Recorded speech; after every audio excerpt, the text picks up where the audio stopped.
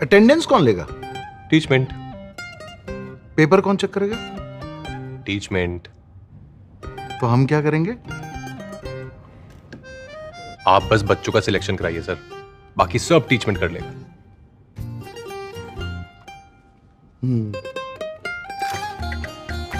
चाहे जैसी भी जरूरत हो, टीचमेंट पे टीचिंग आसान है। आज ही डाउनलोड करें टीचमेंट, इंडिया का नंबर 1 टीचिंग ऐप। वायरस की बात को देखते हुए केंद्र सरकार ने 10वीं कक्षा की बोर्ड परीक्षा को रद्द कर दिया। बहुत राहत वाली खबर है। आज इस विषय पर प्रधानमंत्री नरेंद्र मोदी की अध्यक्षता में एक बैठक हुई, जिसमें छात्रों के अलावा उनके माता पिता और राज्य सरकारों के सुझावों पर खुलकर चर्चा हुई।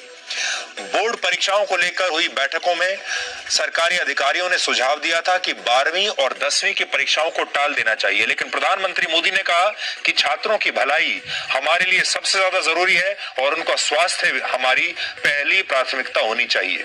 हम उनके स्वास्थ्य का भी ख्याल रखेंगे और उनकी शिक्षा भी प्रभावित नहीं होने देंगे।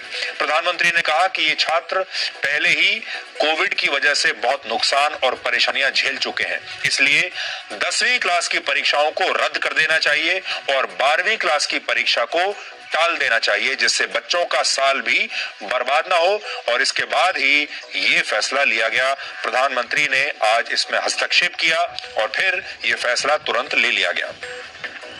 सबसे पहले आप ये समझिए कि 10वीं कक्षा की बोर्ड की परीक्षा रद्द होने का क्या मतलब है। अगर आपके बच्चे 10वीं क्लास में पढ़ते हैं तो, क्योंकि बहुत सारे छात्र आज ये पूछ रहे हैं कि अगर वो परीक्षा ही नहीं देंगे तो फिर उनके अंक यानी मार्क्स कैसे तय होंगे और वो अगली कक्षा में जब जाएंगे तो कैसे जाएंगे। तो आज की बैठक में इस पर चर्चा हुई और सरकार इस नतीजे पर पहुंची कि वो आंतरिक मूल्यांकन के आधार पर छात्रों को उनके अंक देगी और उन्हें 11वीं कक्षा में प्रमोट कर दिया जाएगा। हालांकि किस आधार पर छात्रों का ये मूल्यांकन होगा, इस पर अभी फाइनल फैसला नहीं हुआ है।